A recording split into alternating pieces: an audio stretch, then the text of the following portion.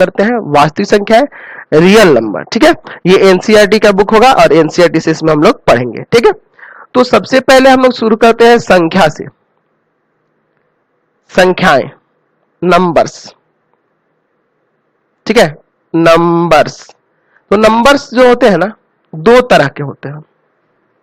एक होती है वास्तविक संख्याएं, वास्तविक संख्याएं, और दूसरी होती है काल्पनिक संख्याएं, काल्पनिक संख्याएं। ठीक है, चलिए, तो वास्तविक संख्याएं को अंग्रेजी में कहते हैं रियल नंबर्स, रियल नंबर्स, और इसको कहते हैं इमेजिनरी नंबर, इमेजिनरी नंबर। चलिए, वास्तविक संख्या वैसी संख्या को कहते हैं जिनका कोई वास्तविक मान हो और जिनको संख्या रेखा पर आप प्रदर्शित कर सकते हो, जैसे -3 हुआ, 2/3 हुआ, 5 हुआ, -7 हुआ, √3 हुआ, -√5 हुआ, ये सब कहलाएंगे वास्तविक संख्या, है ना। और काल्पनिक संख्या क्या होती है, जो रूट के अंदर निगेटिव हो, जैसे √1, √2, √3, है ना, रूट के अंदर माइनस में है ना, तो ये सब क्या कहलाती है, काल्पनिक संख्या है। ऐसे आगे चल के आप इन संख्याओं के बारे में क्लास 11 में पढ़ेंगे। तो इसको कहते हैं एक्चुअल में √1 का वैल्यू हम लोग एक ग्रीक सिंबल आयोटा से डिनोट करते हैं, इसको आई जैसा ही लिखा जाता है, इसको आयोटा पढ़ते हैं। ठीक है, ये एक ग्रीक अक्षर है, जिसके बारे में आप लोग क्लास 11th में डीपली पढ़ेंगे, लेकिन अभी हम लोग इसके बारे में बात करेंगे। तो आपको बता दें कि अगर इन संख्याओं की, जितनी भी हम लोग संख्या भी पढ़ने जा रहे हैं, इनकी परिभाषा की जरूरत होगी आपको, तो आप क्लास 9 के वीडियोस में जाके देखेंगे। अभी हम लोग सबको ओरली समझेंगे क्योंकि हम लोग क्लास 10th में है, और ये बहुत समय से आप 7th में भी पढ़े होंगे संख्याओं के बारे में, 8th में भी पढ़े होंगे, तो परिभाषा देने की अभी कोई आवश्यकता नहीं है, बस डायरेक्ट आप उनको जान लीजिए और चैप्टर में आगे बढ़िए। तो सबसे पहले हम लोग वास्तविक संख्या देख लिए। अब वास्तविक संख्याओं की बात करें तो ये भी दो प्रकार की होती है। वास्तविक संख्या कितनी प्रकार की होती है, दो प्रकार की। एक होती है परिमेय संख्या, एक होती है परिमेय संख्या, है ना, और दूसरी होती है अपरिमेय संख्या, अपरिमेय संख्या। चलिए, तो परिमेय संख्या किसको कहते हैं, अंग्रेजी में इसको कहते हैं रेशनल नंबर, रेशनल नंबर। ठीक है, और अपरिमेय संख्या को कहते हैं इरेशनल नंबर, इरेशनल नंबर। ठीक है, अब देखिए परिमेय संख्या वैसी संख्या को कहते हैं, आप परिभाषा पहले से ही पढ़ते आ रहे हैं, जो p/q के रूप में हो और q ≠ 0 ऐसे होती है ना। जैसे मान लीजिए 2/3 लिखिए, 4/7 लिख दीजिए, 0 भी लिख दिए क्योंकि इसके बाई में तो 1 है ना, 4 लिख दिए, इसके बाई में 1 है, तो ये सब परिमेय संख्या के एग्जांपल हो गए। और अपरिमेय संख्या है जिनको p/q के फॉर्म में नहीं लिखा जा सकता है। ठीक है, जैसे इसमें अगर हम एग्जांपल बात करें, √2 हो गया, √3 हो गया, √5 हो गया, इन सब ये सब संख्या, √4 नहीं हुआ क्योंकि तो 2 का स्क्वायर होता है ना।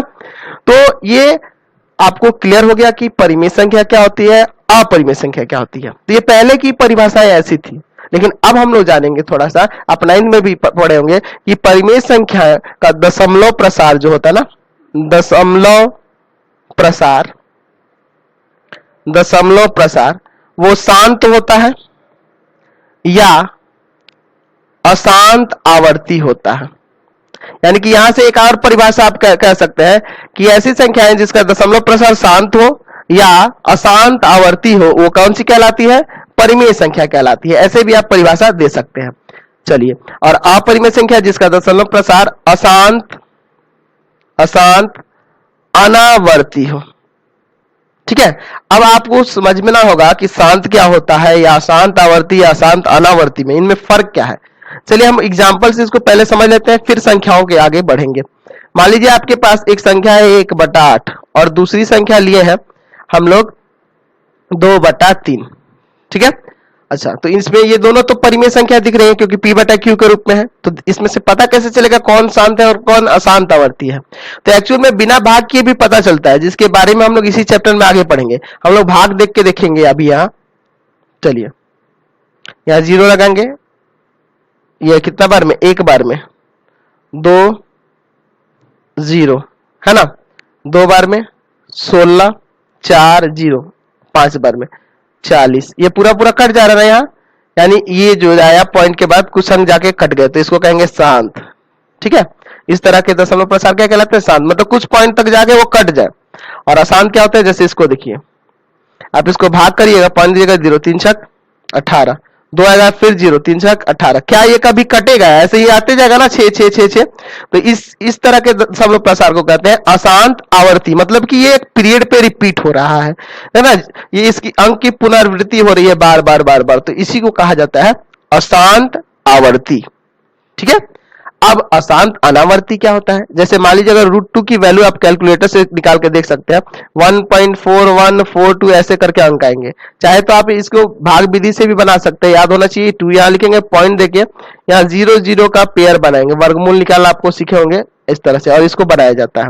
ठीक है, तो ऐसे आएगा। तो इसमें अगर ऐसा रहता तो इसमें क्या होता है, अंक रिपीट करते हैं, लेकिन यहाँ देखिए 4 आया है, 1 आया है, फिर 4 के बाद 1 आना चाहिए तब ना आवर्ती होता, लेकिन ये सेम नहीं आएगा, कभी भी रिपीट भी नहीं करेगा, इसलिए इसको अशांत कहेंगे और आवर्ती कहेंगे। ना कभी कटेगा और ना कभी रिपीट करेगा। देखना यहाँ 1 है तो फिर यहाँ 2 आ गया, 4 के बाद 1 है, यहाँ 4 के बाद 2 आ गया। तो इस तरह के दशमलव प्रसार अशांत अनावर्ती कहलाते हैं। तो यहाँ से आपको ये पता चल गया कि अपरिमेय संख्या का दशमलव प्रसार अशांत अनावर्ती होता है और परिमेय संख्या का दशमलव प्रसार शांत या अशांत आवर्ती होता है। ठीक है, इस बात को आप ध्यान रखेंगे। तो चलिए अब हम लोग परिमेय संख्या के अगले पार्ट पे चलते हैं। अब अगर बात करें परिमेय संख्या की, तो ये भी 2 तरह की होती हैं। पहला होता है भिन्न, अंग्रेजी में इसको कहते हैं फ्रैक्शन। ठीक है, और दूसरा होता है पूर्णांक, अंग्रेजी में कहते हैं इंटीजर। तो भिन्न क्या होता है? जो p/q के फॉर्म में हो और q नॉट इक्वल टू ना तो 0 हो ना तो 1 हो, 0 और 1 कुछ भी ना हो।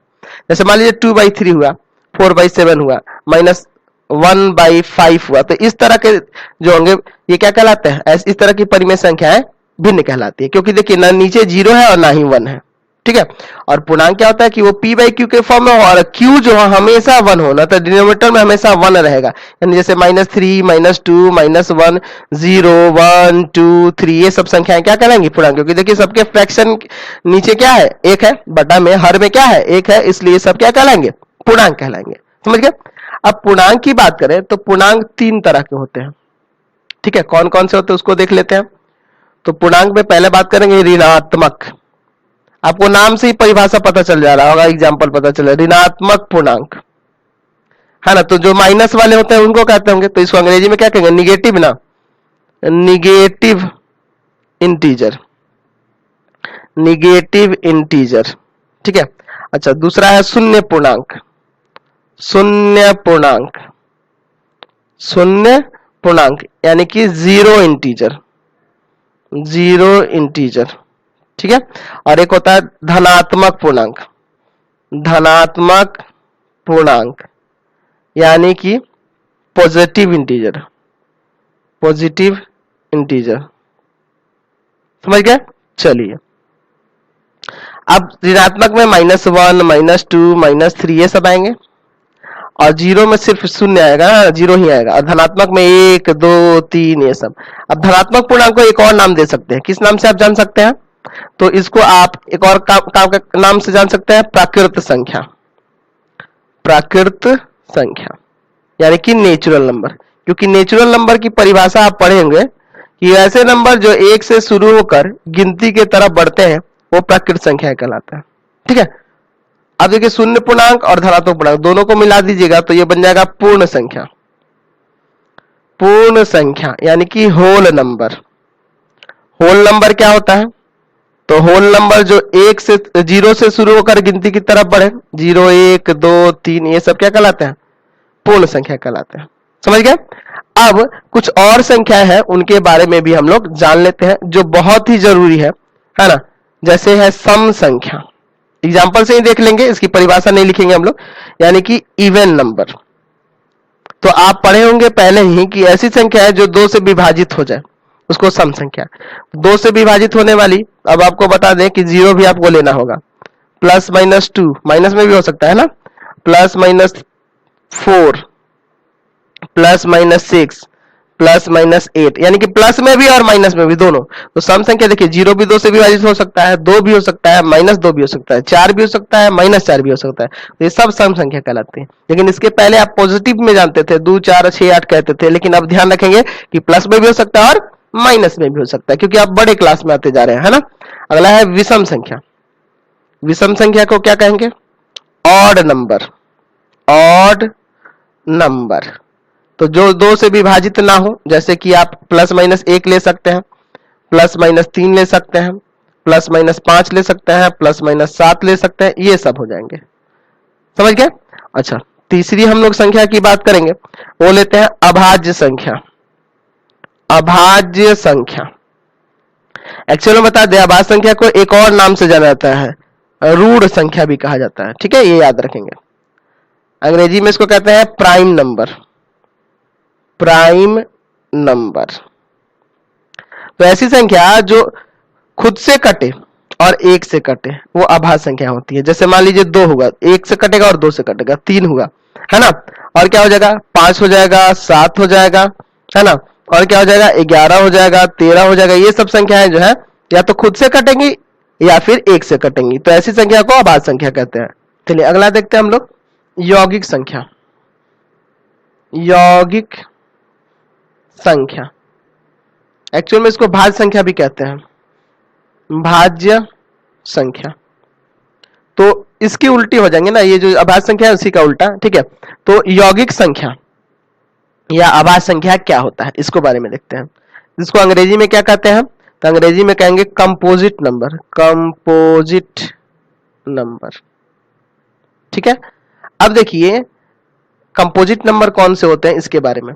तो ऐसी संख्या है जो एक से कटेंगी और अपने आप से कटेंगी और किसी और संख्या से भी कट जाए, है ना। एक से भी कटे, अपने आप से भी कटे और किसी और संख्या से भी कट जाए। तो कौन कौन सा हो जाएगा? 4 हो जाएगा, 6 हो जाएगा, 8 हो जाएगा, 9 हो जाएगा, 10 हो जाएगा, 12 हो जाएगा। देख रहे हैं ना, ये अपने आप से भी कटेगा, एक से भी कटेगा और किसी और संख्या से भी कट जाता है। तो ये सब यौगिक संख्या यानी कि भाज्य संख्याएं कहलाती है। समझ गए? ये देखिए, एक्चुअल में ये भाज्य और अभाज्य में माइनस वाले नहीं आते हैं, क्योंकि इसमें ध्यान रखिएगा कि परिभाषा में कुछ इस तरह से लिखते हैं कि वैसी प्राकृत संख्याएं, है ना, जो एक से कटे और अपने आप से कटे, वो अभाज्य संख्या कहलाती है। ठीक है, तो इसमें निगेटिव वाले नहीं आते हैं, अभाज्य में भी और यौगिक में भी, दोनों में माइनस वाले नहीं आते हैं। आप यहां भी देख रहे हैं। ठीक है, चलिए अगला एक और देखते हैं। अगला संख्या जो होते हैं वो हम देखते हैं असहभाज्य। ठीक है, असहभाज्य संख्या, यानी इसको अंग्रेजी में कहेंगे को प्राइम नंबर। को प्राइम नंबर। ऐसी दो संख्या, जैसे मान लीजिए ए और बी दो ऐसी संख्याएं हैं, है ना, जिनका HCF जो है ना, HCF 1 आ जाए। अगर HCF 1 हो रहा होगा तो वो असहभाज्य कहलाता है। जैसे मान लीजिए अगर हम कहें 4 और 9 दोनों का HCF 1 होगा ना, तो ये दोनों असहभाज्य है। कहते हैं 4 और कितना कहते हैं 25, देख लीजिए, है ना। या कह दें 2 और 3, देख लीजिए। समझ गए ना असहभाज्य का मतलब?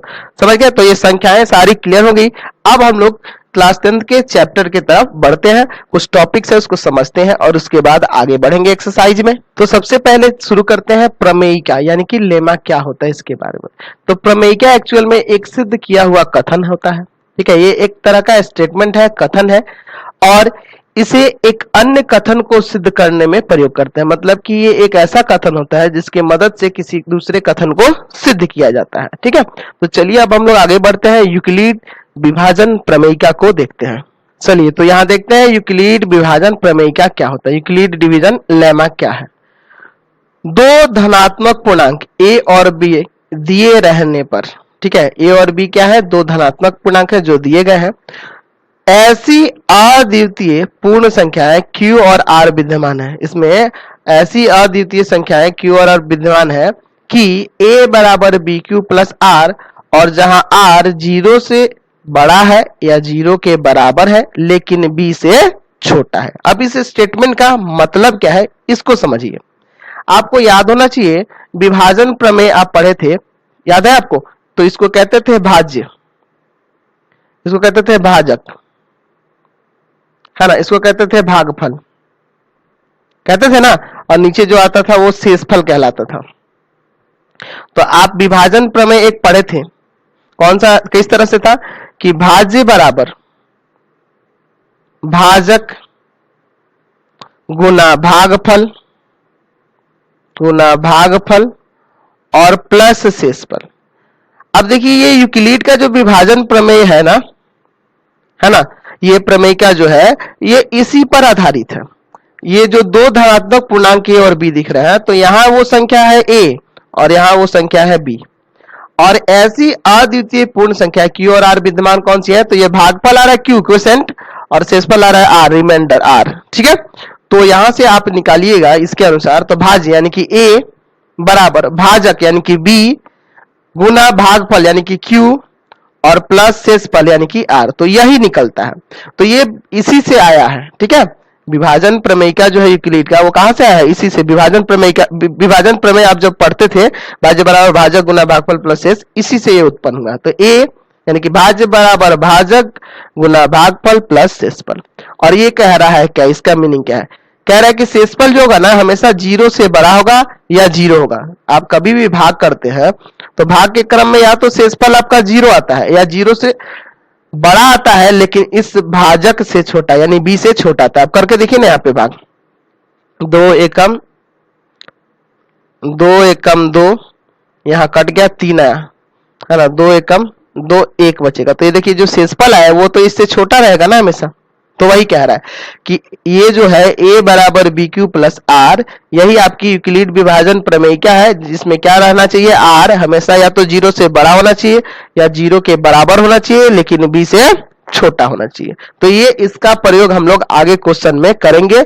ये एक तरह का स्टेटमेंट हो गया जिसके मदद से हम लोग किसी दूसरे क्वेश्चन को सॉल्व करेंगे या प्रूफ करेंगे। ठीक है, चलिए आगे बढ़ते हैं। चलिए अब हम लोग बात करेंगे एल्गोरिथम के बारे में। एल्गोरिथम क्या होता है इसके बारे में। तो एल्गोरिथम में सुपरिभाषित चरणों की एक श्रृंखला होती है, यानी कि कुछ स्टेप्स दिए गए होते हैं, चरण दिए गए होते हैं, कुछ स्टेप्स दिए गए होते हैं। ठीक है, एक श्रृंखला होगी जो एक विशेष प्रकार की समस्या को हल करने की एक विधि है ना या प्रक्रिया प्रदान करती है। यानी कि कुछ स्टेप्स दिए रहेंगे जो क्या करेंगे, एक विधि उत्पन्न करेंगे, किसके लिए? किसी विशेष प्रकार की समस्या को हल करने के लिए। तो चलिए एक हम लोग एल्गोरिथम देखते हैं।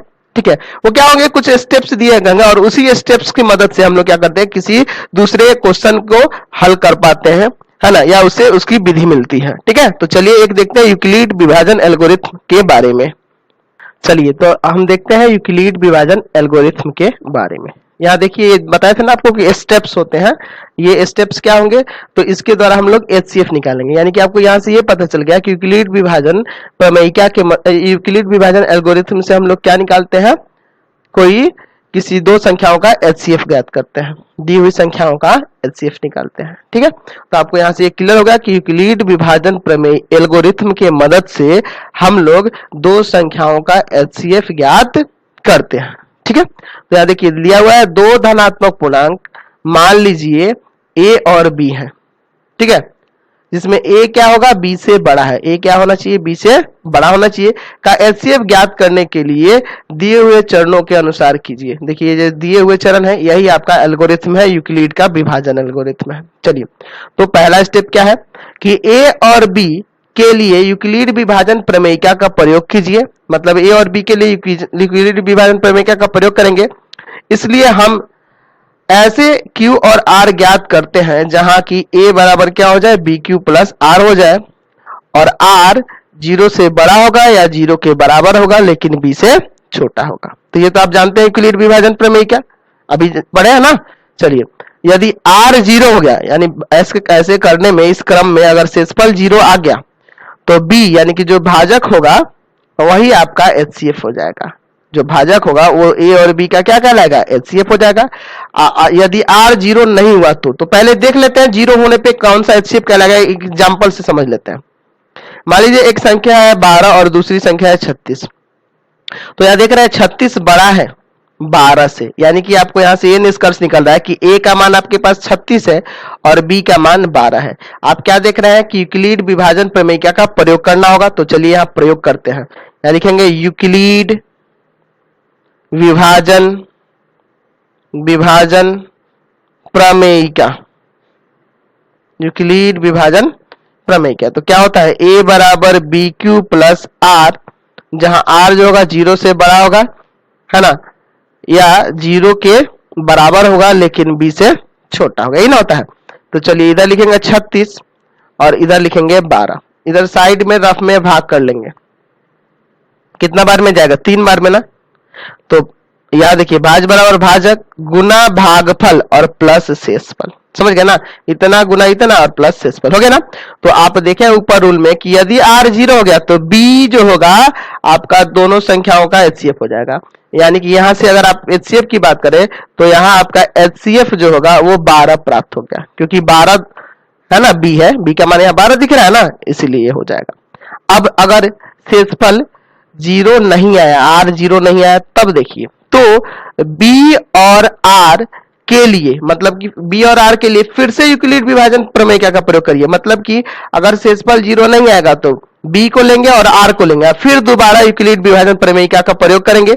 और कब तक जारी रखेंगे इस प्रक्रिया को, तब तक जारी रखें जब तक शेषफल 0 ना प्राप्त हो जाए।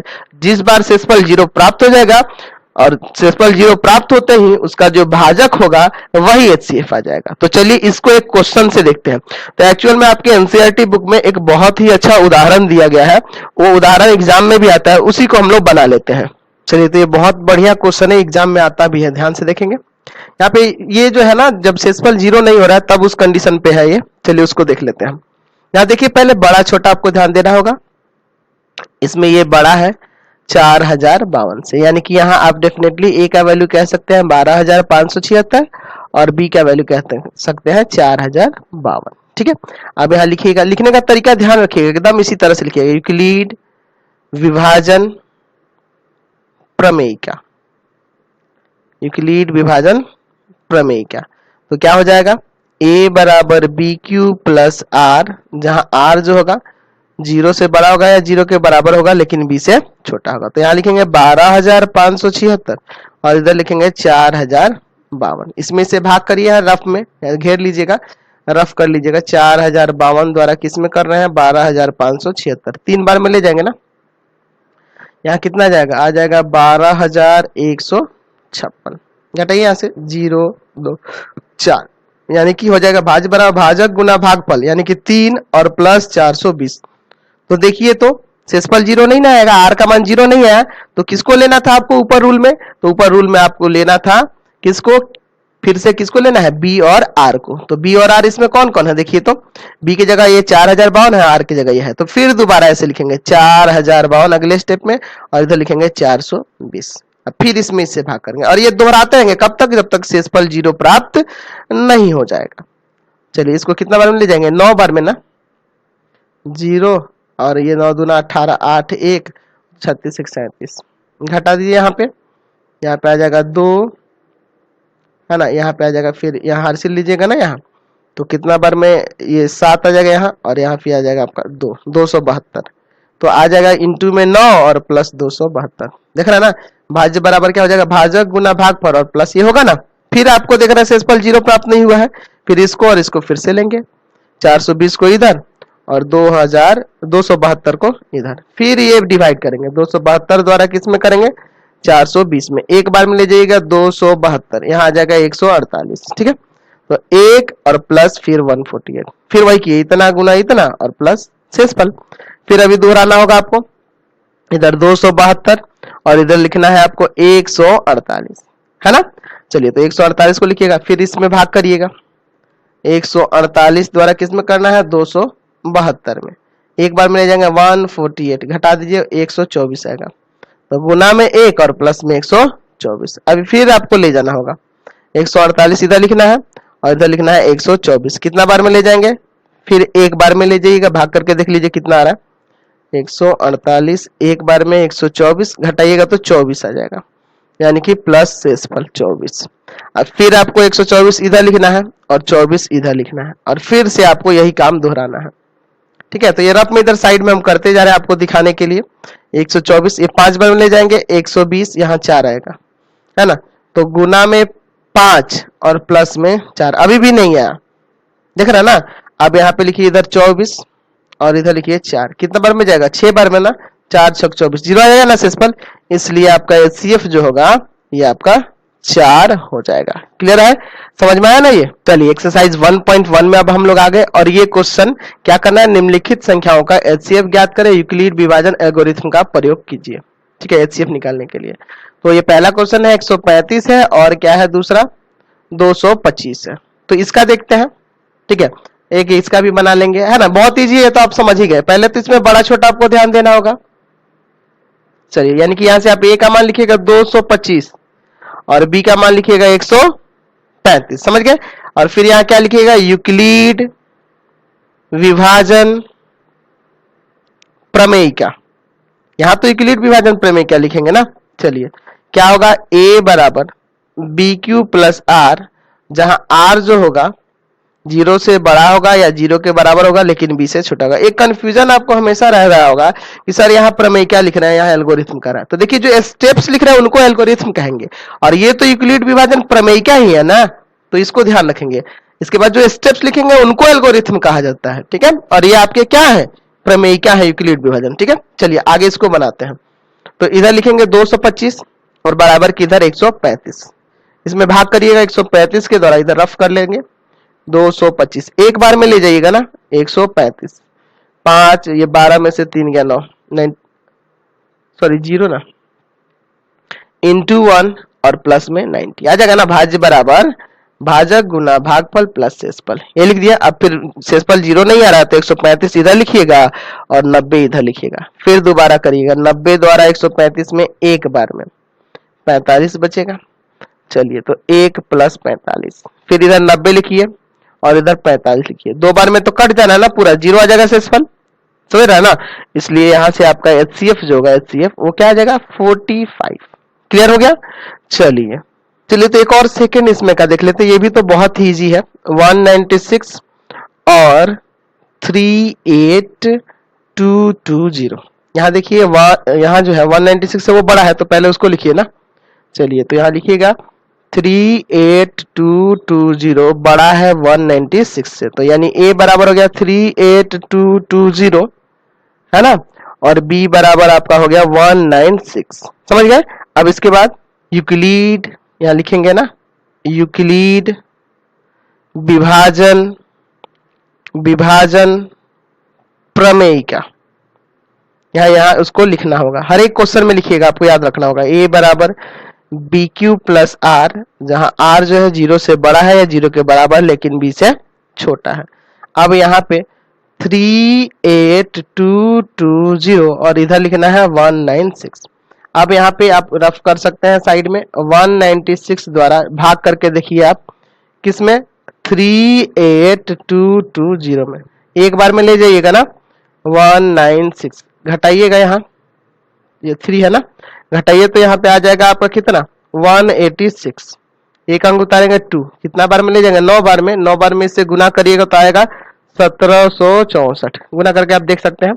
घटाइए यहाँ पे 8 और यहाँ 9, 98 आएगा, ठीक है। अब देखिए 98 आ गया और ऊपर से एक ये 0 आ गया, समझ गए ना।